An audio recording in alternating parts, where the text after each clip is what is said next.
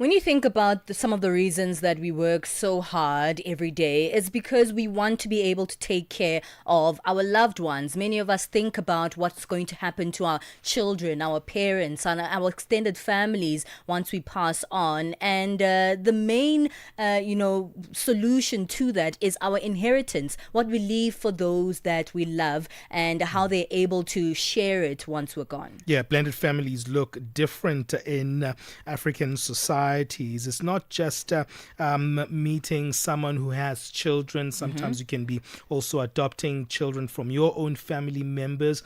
And also, you can also have an extended framework whereby there's also polygamy that's involved. So it's multiple marriages, it's polygamy, stepchildren, previous relationships, all of these intersects in these complexities. And so inheritance in this regard doesn't become a cut and paste and a one-size-fits-all framework. We're finding out how to ensure fairness, maintain family harmony while respecting the wishes of the deceased when thinking about inheritance in blended African families. Mthuthuzeli Gqweta is a financial advisor at Liberty, a South African financial services organization, helping us to unpack this conversation. Mthuthuzeli, thank you so much for giving us your time this morning. Thank you so much, Palesa and Benjamin, for having me on The Move. It's a pleasure to be here to unpack such a real emotional charged issue today. There's so many family structures that we're dealing with on the African continent. We've named some of them: multiple marriages, children before marriage and in the marriage, blended families, and tradition also plays a huge role in this conversation here on the African continent. How different is it to deal with inheritance issues within these kinds of blended families versus, a linear family that we've known, more Western linear family, I would say? Well, I'm going to have to start off, Palesa, by saying that we need to go to the basics of how we deal with inheritance, and it starts off with the will. 80% of South Africans do not have a will structured in their families, and that's why we have a problem with lineage, we have a problem with inheritance, let alone blended families. So, being that the topic today is that whole discussion, blended families often have multiple sets of children from different marriages. And how can someone with a situation like that who doesn't have a foundation set up be able to then go and leave a legacy for everybody? Which is quite a great question. And I think the key lies to being intentional planning and planning for your estate, which is the most important thing.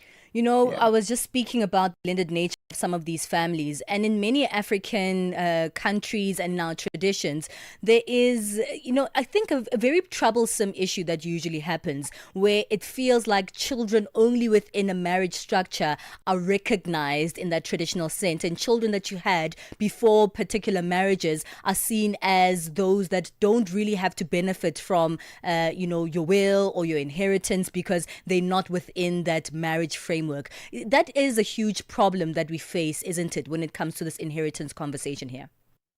Hey, Palesa, you're hitting it on the head. You're touching on a very sensitive topic over here because we're talking about death. We're talking about what is somebody's last wishes. Although we always grew up with that one grandmother, grandfather, or uncle and aunt that said, the day I pass on, this is what I want. You don't get that often in, Black families, because it's a taboo topic.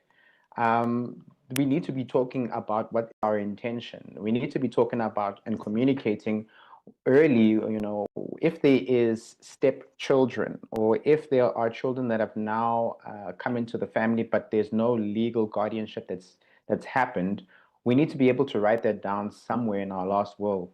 Being that this month is Wills Month, it is a topic of discussion to have that discussion to say that, guys, we can't keep dodging the conversation and at braais and at chilling events. We're always talking about the next trend, the next topic, but not necessarily talking about the real matter in Black homes and why we always have to start with ourselves and not being able to build on what our parents have left behind.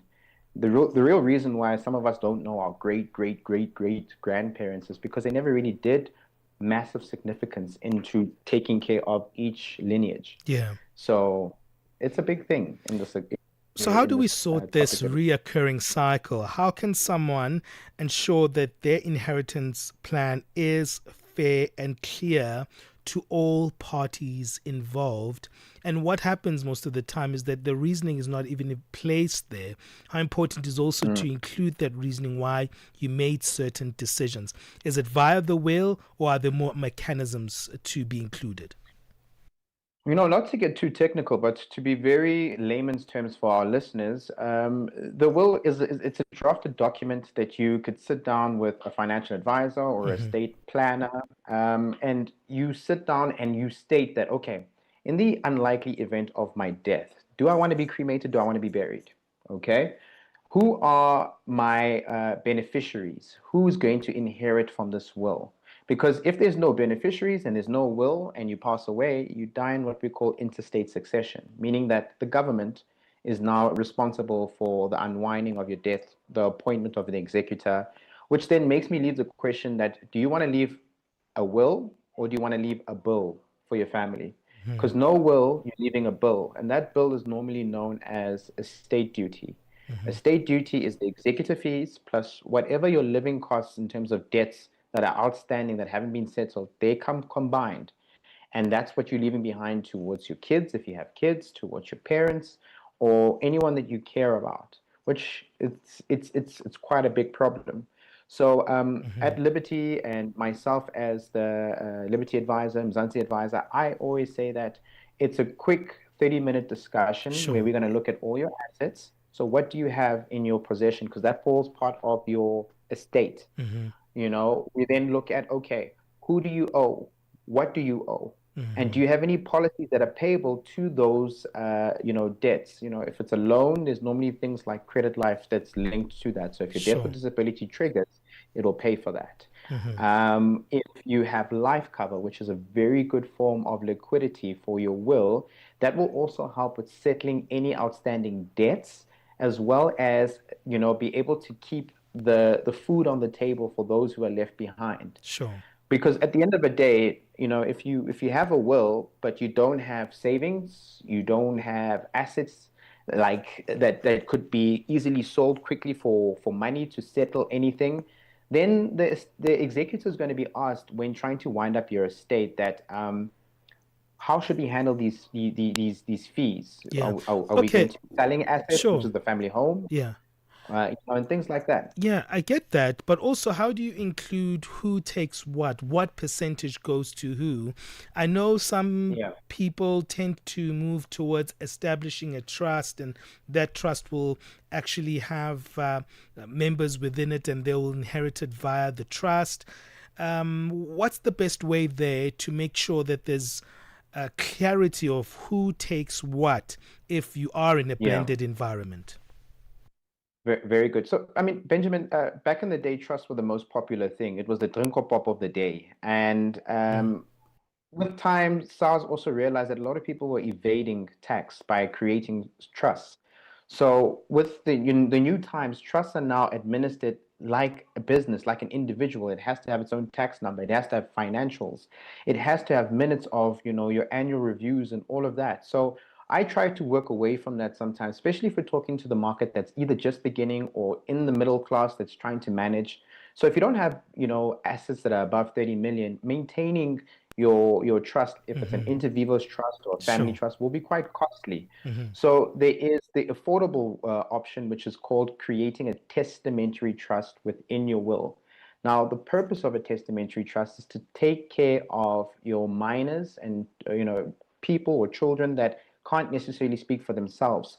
And if you go and nominate, let's say, a life cover and you give them 500,000, that 500,000 will go tax-free into their bank account. And unfortunately, if they're a minor, whoever is responsible for them being the guardian will have access to that. And that's why the testamentary trust is created. It's to help out with kids that are still young, that get money, that they can be managed within a trust where there's trustees, and the money can, go off in tranches like an income. So let's say, for example, you're 18.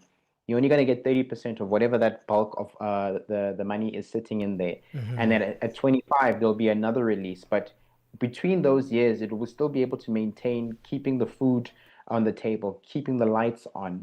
And, that's a better way of, taking care of such matters, especially when we're talking about blended families where maybe, the husband brought in two kids and now the wife passed away. and those two kids are now with the husband, and the wife maybe had her own two kids. What happens to her kids? Mm-hmm. How are they going to be taken care of? Because he could easily remarry and forget about them. So Yeah. things like testamentary trust take care of, minors' vested interests, people Okay. who are disabled. That's a good guide, and Sure. it only gets triggered upon your death. So there's no fees or maintenance to the testamentary trust while it's being created within your will. So Well, it's two that's things great attached into advice one. there, because many people actually think that they should actually form companies whereby this is a system whereby you don't have to have additional costs when you are no longer. Mthuthuzeli, this is so helpful. Stay there on the line. We'll continue after the break. This September, Channel Africa celebrates Heritage Month, a time to honor the stories, the rhythms, and the languages that make us who we are. Whether you're in Lagos or the shores of Zanzibar, to the mountains of Lesotho or the markets of Dakar, we are united in diversity. Najivunia kuwa Mwafrika. Kukondolera Afrika ndiye wake. Proudly African and fabulous. Let us preserve our languages. Let's embrace our uniqueness. Let's embrace our cultures and celebrate the beauty of our continent. Channel Africa, the African perspective. 9 to 12 midday, Central African Time. On the move with Palesa and Benjamin Moshatama. It's 11:21 Central African Time. We continue our Money Matters feature today. It's Heritage Month. We never think that money is a heritage of sort, but in the form of inheritance, it is. And how does it look like in blended families when you coming with your own children and you're meeting a lady with children as well? How do you combine that from an inheritance perspective? And two people, Mthuthuzeli, who are coming with different assets, coming with different capital as well. How do they navigate the equal distribution? Because that's when it gets complicated, when people do have businesses together and when people have come also with businesses separately. That's when things get blurry. Benjamin, that's a very good question. And I always say that, how did you jump into your regime of this partnership? We can get married in community of property. We can get married in, ANC, with or without accrual. So if we're talking about two individuals coming together for the cause of one, first you need to decide on your regime on your marriage, because then that will determine if we're doing ANC without accrual, then there's certain exclusions that we can then say that I'm coming in with this car, I'm coming in with this house and these savings and this debt that we're going to exclude from our partnership when we form as one. So that's a very, very, very important thing first to have. It's almost like a business arrangement, a business agreement, where you're basically stating what is it that you're bringing to the table and what is your expectation should things go sour. How should we deal with this amicably? Well, just to, put it in perspective, ANC does mean anti-nuptial contract. For those who might not really know the terminology around, wills and, inheritances and marriages, etc. But we do have someone who sent us a voice note, Mthuthuzeli, who I think wants a little bit of your advice in terms of inheritance in blended families. Let's have a listen to this. Good morning, listeners. Good morning, Channel Africa listeners, Palesa and Benjamin, and everyone on studio. My name is Nompumelelo Mudise. I'm a sibling of 5, the second from 5, and my father passed away last year. And when it comes to inheritance in a blended family, it becomes a problem, because you find that the siblings that were raised by your father, they think they actually they inherit everything, but in that case, it's not true. But in my case, I found that there is a will that I'm not even sure that it's true, and I'm still battling to find how to go about it, especially that you'd need a lawyer, and lawyers are very expensive. But I think there are some channels that I can go through, but I'm still trying to find what can I do. And if I may ask the financial advisor if he has some advice for me on how to go about this to secure my finance when it comes to this inheritance, maybe. Thank you. Bye.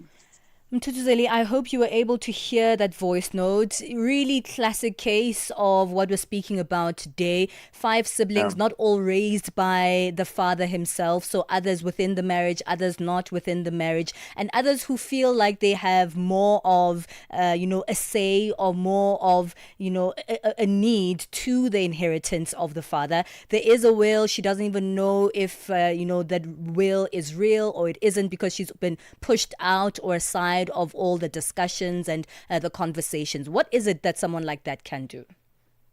Palesa, that is it's a sad one because we hear this very common within our communities. I think the first thing is we need to find out the validity of the will.